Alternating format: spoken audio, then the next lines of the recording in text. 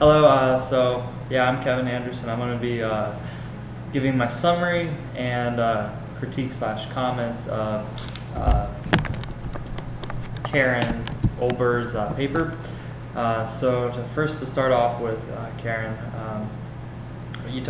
so the title of it is The Fallacy of Austerity, which is kind of cool that we kind of got picked together because we both have austerity topics. So it's like kind of like like we can kind of see each other where we're going with our papers, and it's kind of interesting. So your intro I thought was really good. You're able to hook the readers in real quickly with the phrases you use, like results that plague the government that were affected, and you're able to really hook your readers into your paper. So that was really great. And the number one premise I'm getting from your paper is you're going to be talking about how austerity is proven to be an invalid method of solving a financial crisis, which, yeah, when you look at it in hindsight, yeah. And then, I thought the ending to your intro was great. So then we move on to the next step. Well, not step, but the next, I guess the first main part to the actual paper. And so you talk in 2000. Oh wait, my bad. You talk about Ireland and the U.S. And you talk about those cases and their cause of what happened to them. You talk about Ireland having bad debt by the National Asset Management, banks being too big to fail in the U.S., and then the bubble bursting, and it kind of made us realize, holy crap, we really actually, have been living a lie this whole time. And then you talk about every place is kind of similar in the way that it was caused, and it was usually through the banks' silly investments into the property industry. But the only exception was Greece, where Greece was different in the sense in which I thought you did an excellent job of talking about Greece and the cause of it. Like, you did it so much better than I could have ever done. So bravo to you. You talk about Greece's success before being knocked off, and then its debt was rising, and it didn't per se. I think in Varoufakis he talks about it, and he says that they knew that the IMF knew that their debt was rising, but it wasn't like they knew, but they didn't know. It was a weird case for them. I think he talks about it in Adults in the Room, or if you're also interested in Varoufakis's "And the Weak Must Suffer What They Must." I think it was one of those two. I've been reading both of them, so it's been interesting. And then on page 4, you went and listed a bunch of problems at the top of page 4. I thought that was really good. Getting them all out there in a big list helps. So then the next part is why austerity. Let me get to it. I've been jumping around here. Okay. And so then you define austerity here, and is an interesting take on where to define it. But yeah, and I'll get to that later.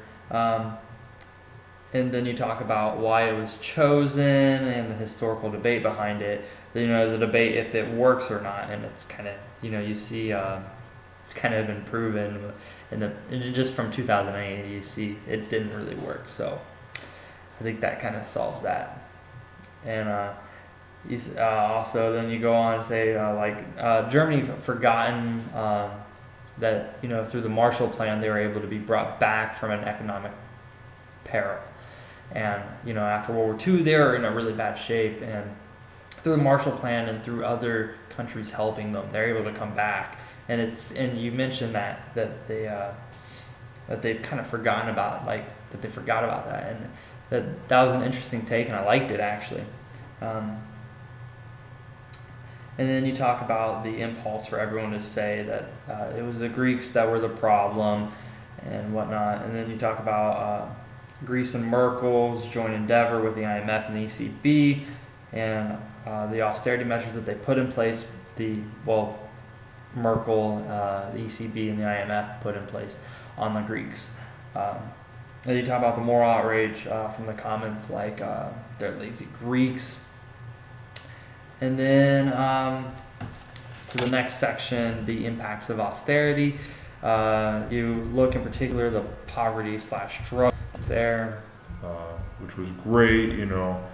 You're looking at the impact, so you're looking at the pain and suffering from an economic standpoint. So they're like, there's what they see, well, not what they see, but what they struggle with on a daily basis, in the sense of like they're getting chipped in a way from the system.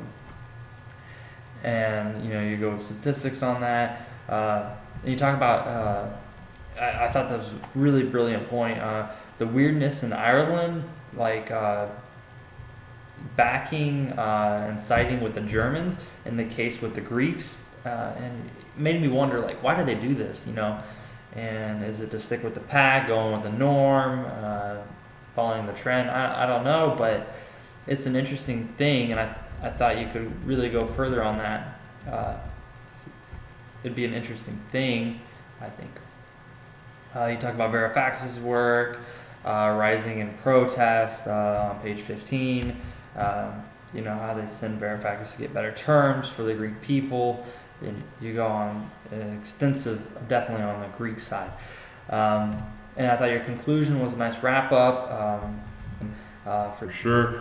So now I'm on to the critiquing side of it, critiquing/commenting.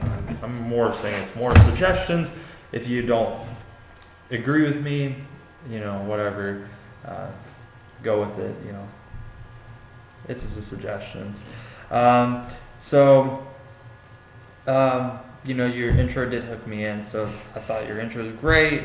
One thing though I would like to see though is you give a definition of austerity in like page 5 and to 6. I'd much rather it go earlier. Like you can just skim with a brush, and it could be that Blythe quote. But I think defining it early on is going to help the reader that doesn't know what austerity is. Like, so I know me and our classmates will know what austerity is, but my grandma or your grandma or somebody else's grandma is not going to know it. They're going to look at us and go, "What's that big old fancy word, Sonny? What's that word, austerity?" That was my really bad accent. I thought that'd be a little bit better to have earlier on and not wait till like page 6 for it, page 5 or 6. So that's one of the biggest things I thought.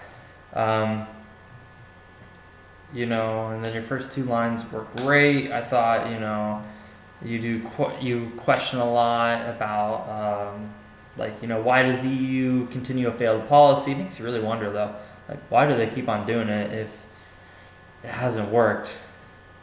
That's like the definition of insanity. At least that's what everybody says. Created even larger economic issues. I thought also you could have spent more time there, because you quote frequently, like throughout your paper, you'll quote and then just end the sentence, and which was really weird, because the point, I want more as the reader, but also it'll help with length, which, you're not short in length in any way, but also it helps clarify things. And so if most professors say 2 sentences at least after a quote to go on it. And I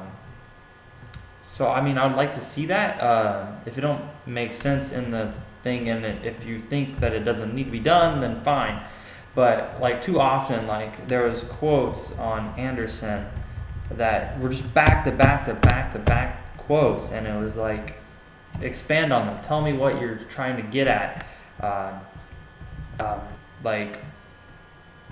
Find it if I can't find it.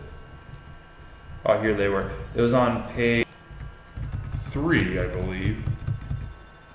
Yeah, page 3. You had like 4 Anderson quotes, like back to back to back, and like try to direct the audience into a way that they don't leave anything up for them to interpret, like, because you want to control it. You want to have control of your paper. You don't want to leave it up to them to figure out what's going on. I mean, that's one of my biggest suggestions, I think.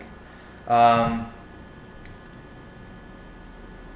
then, so you mentioned Iceland, which I thought was great, but I would have loved to see you talk about Iceland in a way, because Iceland was that rare case where they're kind of actually more of a success story than the other nations. So I would have loved to see an argument with Iceland, because they've come out of it on top after everything. They're not even on the debt clock thing, which was interesting to look at if you actually did. The U.S. actually did hit $21 trillion in debt in March of 2018. So, hooray for that, I guess. You did the causes of Greece's debt crisis, and and I talked about this earlier, that you did it better than I could have ever done it. Page 6, second full paragraph on page 6. Let me find it. I'm personally also jumping around. Cool. Alright. Is that really the second full paragraph? I don't think it is. It's the third full paragraph. I wrote wrong. So you say, even today's economics are still debating the pros and cons of the austerity model. And I'd love to see, is this really where I want to go?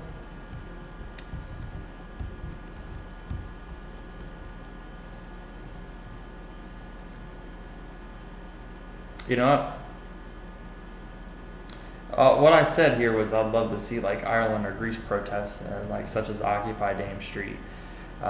Later on, you did hit the Greece protests very well. I would have loved to seen also the Ireland protests. It doesn't have to be here. I think it just sparked my interest or something like that. I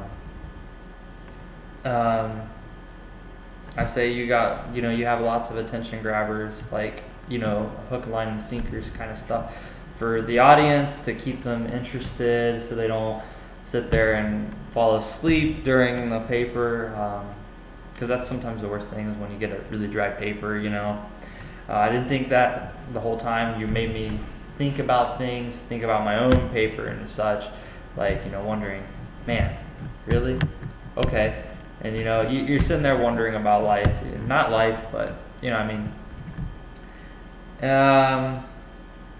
and attention grabbers the Greeks, this is your fault, or them lazy Greeks. Think of some old person sitting on their porch, with a broom or something, yelling at some kids or something. That's what it made me think of, literally. And then you talk about 13, the GDP/debt. You talk about more info. Well, that we both kind of do the same thing on our papers, that we make little notes in our papers so we don't forget it, because sometimes you got so much in your head you're kind of struggling to get it through, not get it through, but put it out there, so you have to write mental reminders, I know where I'm wanting to go with this, but I quite don't at the time, or to revisit it.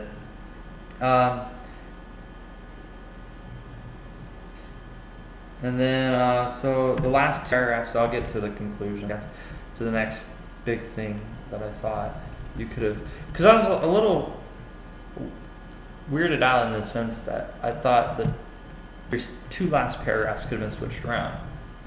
I would have loved the second to last paragraph to have been the actual last paragraph, which started, austerity has proven repeatedly. I would have much rather been that the last paragraph. I felt like the one in your draft is the actual last paragraph, which is, remember, these measures were initiated by the Troika. I felt like that was adding context to the situation, and whereas the other one was wrapping everything up. And I would have rather seen a flip-flop, personally. I don't know, it threw me off. Like, and definitely how you ended it. Like, austerity is a fallacy. Like, great, I would have loved to have seen that line in the second to last paragraph at the very end. Like, I would have much rather seen that there, and the second to last paragraph be the actual last paragraph. I just thought that would have been, I thought that would have worked better. And some general things I'll talk about, and because I don't want you to miss like 5 points for some little silly mistake, like I'm pretty sure for these kind of works, a title page, header, with the last name, and then a page number. Your bibliographies need to have indents, on like in the title work, where the author is, then the next 2 lines of that said source will be indented over. And then grammar, I didn't talk about grammar here because it's a first draft. My biggest question on Anything grammar-wise for anybody is to read it out loud. Like, that was what my freshman professor told me. Read stuff out loud. It catches your eyes on things you don't see.